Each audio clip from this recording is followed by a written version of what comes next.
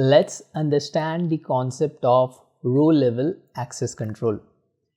Imagine your dataset is a giant spreadsheet, and row-level access control is like giving each person a filtered view based on their role. For example, a regional manager sees only rows for their region, while the CEO sees everything. In Microsoft Fabric, you can define these filters using DAGs or security rules. So users only access the data they are meant to see.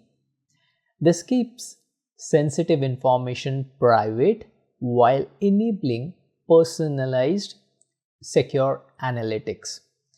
That's what goes the concept. Let's meet in our next lecture.